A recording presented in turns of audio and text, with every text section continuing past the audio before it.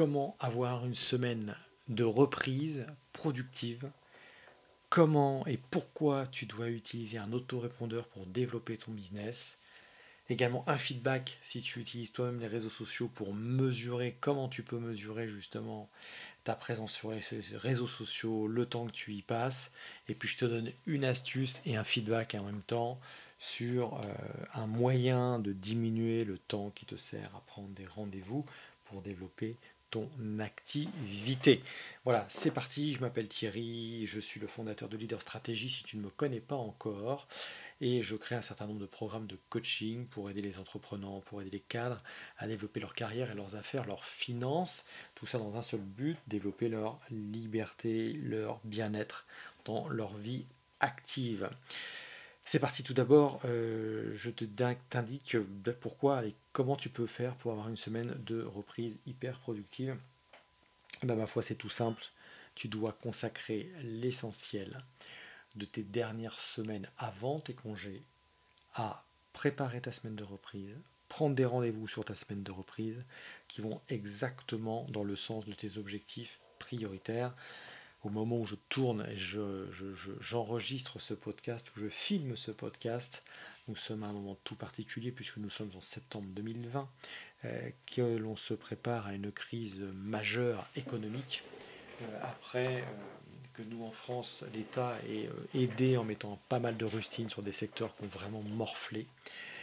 Les informations que j'ai nous laissent entendre, qui viennent directement des tribunaux de commerce, laissent entendre que, ben, ma foi, les reports de charges, ça ne va pas suffire à arranger les choses. On a en fait un petit peu déplacé le problème. Bon, ok, espérons que de toute façon, quoi qu'il arrive, il y aura des effets positifs. Mais donc on en était comment avoir une semaine de reprise productive? Tout simplement, tu prépares. Et à chaque fois, d'ailleurs, tu gardes ça en termes d'activité, d'astuces, c'est tu remplis ta semaine de reprise et comme ça, tu pars cool en vacances. Moi, c'est ce que j'ai fait. J'ai consacré mes dernières semaines de juillet et d'août à remplir les 2 premières semaines de septembre. Tant et si bien que je reprends, je suis content aujourd'hui, je peux afficher des chiffres. Je les ai là. Tu vois, je me suis fait un petit reporting hebdomadaire d'activité. Petit reporting qui est ici, je l'affiche en ce moment. Alors, je ne peux pas te partager mon écran là, avec ce truc là, mais concrètement, voilà, je dis semaine 36, semaine du 31 au 4 septembre. Moi, j'ai 1, 2, 3, j'ai 6 types d'activités que je vais commencer à suivre. Mes rendez-vous, évidemment, avec de conseils en gestion patrimoniale, mes rendez-vous de business coaching, ce que j'appelle mes rendez-vous ambassadeurs, j'en parlerai peut-être un petit peu plus loin, parce que ça, c'est une méthode vraiment super intéressante pour développer sa boîte. Et puis également, je recrute donc des consultants en gestion de patrimoine, des gens qui ont envie de pouvoir choisir leur temps pour travailler, qui ont envie de pouvoir faire des journées de travail qui peuvent facilement rapporter jusqu'à 2 000 euros. Alors bien sûr, il faut détailler tout ça, mais ceux que ça intéresse, vous pouvez me contacter. Et puis bien sûr, je vais suivre les rendez-vous que j'ai réalisés, les signatures que j'ai effectuées, évidemment le chiffre d'affaires que ça a généré. Et un autre élément qui est très important, je suis également les recommandations et les mises en relation, puisque ça c'est mon business de demain. Donc ça voilà, c'est vraiment le pilotage de l'activité commerciale. Si tu me suis, hein, c'est que tu as un business commercial évidemment. Et ou alors parfois que tu t'intéresses aussi bien sûr à l'investissement et aux finances. Mais là, tu vois, je ne vais pas beaucoup en parler dans celui-ci, je parle vraiment que de business dans ce podcast, hein, dans cet épisode-là en tout cas. Et puis je vais te parler également, je vais regarder, donc je suis mes recommandations, pardon, et je vais regarder les autres réalisations.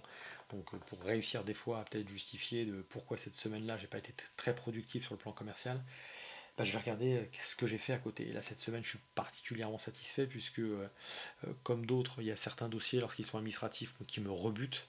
Et il y en a un que j'avais à faire depuis plusieurs mois. Et là, j'ai enfin eu vraiment une vraie bonne occasion de le monter, ce dossier. C'est un dossier qui est propre au centre de formation, si ça t'intéresse. Voilà, il faut être certifié Datadoc pour que tes formations, enfin en tout cas pour que mes formations soient finançables par des organismes de financement, il faut être datadocké. Donc ça y est, mon dossier, il est monté, il est parti, il est dans les tuyaux, il est vérifié. Ça m'a pris 10 heures. Donc voilà, ça justifie un peu ce que j'ai fait cette semaine-là. Voilà, et puis j'ai étudié également une solution pour pouvoir optimiser ma prise de rendez-vous, ma prise de leads qualifiés, comme on dit. Voilà. Premier élément pour avoir une semaine de reprise plus productive, tu la planifies avant tes départs en congé. Comme ça, tu te dis que tu as mérité tes départs en congé, tu ne stresses pas pendant tes vacances à te demander comment va se passer la rentrée. Tu connais déjà tes 2 premières semaines ou tes 3 premières semaines, ça c'est cool. Après, je vais t'expliquer pourquoi tu dois absolument utiliser un autorépondeur pour développer ton business. Alors, je ferai peut-être une formation gratuite sur le sujet, j'en sais rien. Un autorépondeur, c'est génial.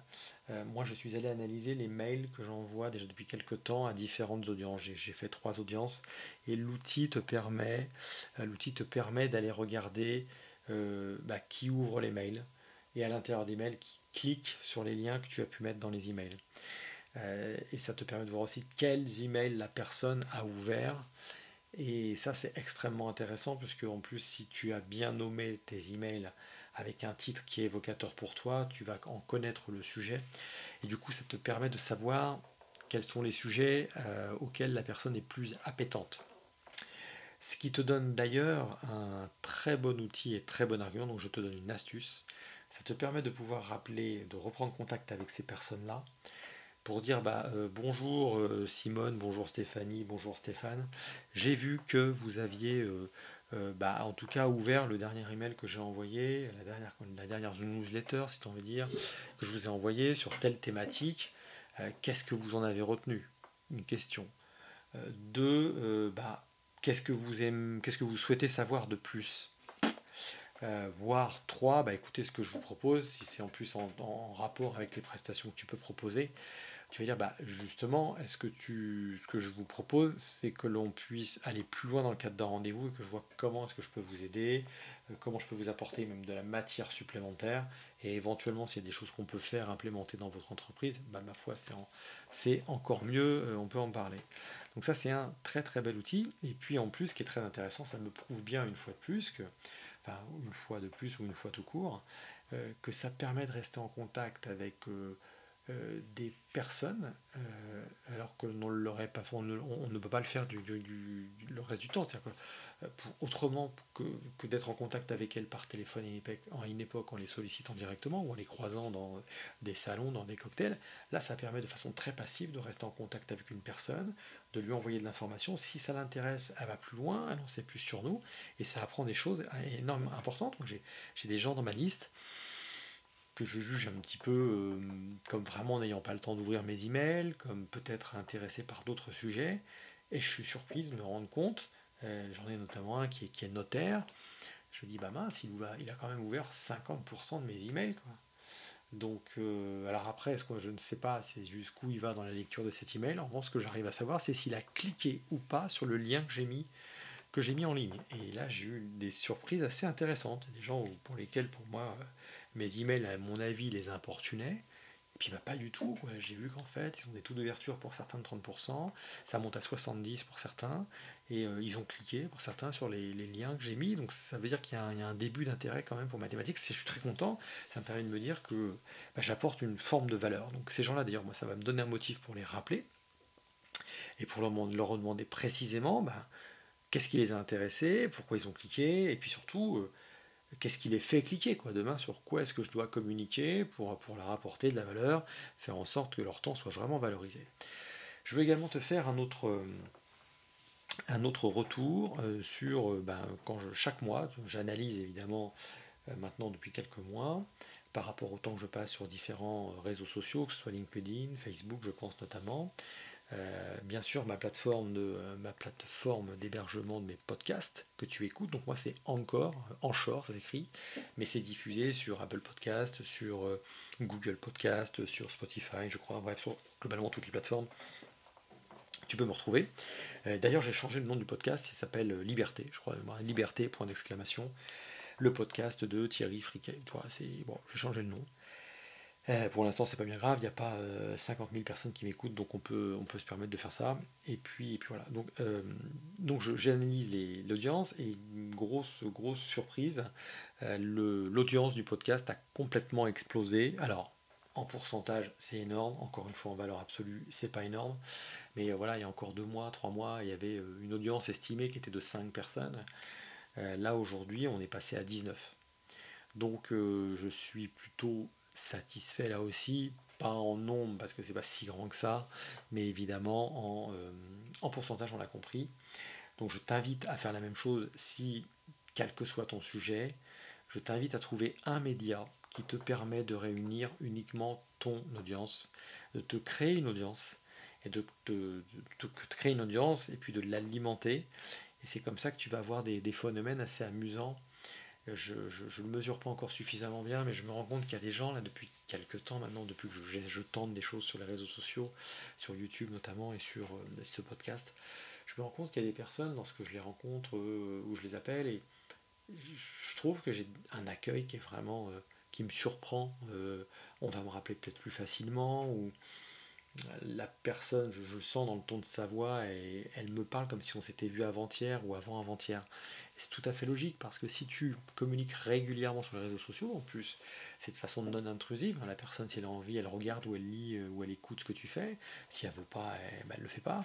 Elle a vraiment cette facilité-là et cet avantage-là maintenant avec le web, alors que quand tu la tiens au téléphone ou quand tu es en face à face avec elle, elle est polie, même si ça n'intéresse pas forcément complètement ce que tu dis, elle est polie, elle reste là, quoi. Mais tu lui fais perdre son temps et éventuellement tu le perds aussi. Voilà.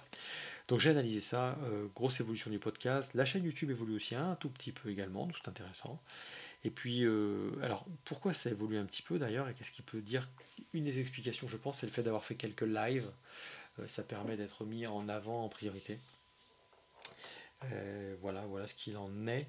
Et également, alors je ne suis pas allé analyser le nombre de vues de mes vidéos sur Facebook, ça je ne l'ai pas fait, d'ailleurs ça me donne l'idée que j'aurais peut-être dû le faire, j'ai surtout analysé le nombre de followers, comme on dit. Mais effectivement, le fait de faire des lives te permet de mettre encore plus en avant ta communication. Donc si c'est ton cas, fais-le, tu verras, ça va vraiment augmenter les choses. Laisse tomber la timidité, laisse tomber le fait que tu n'es pas parfait lorsque tu prends ton micro.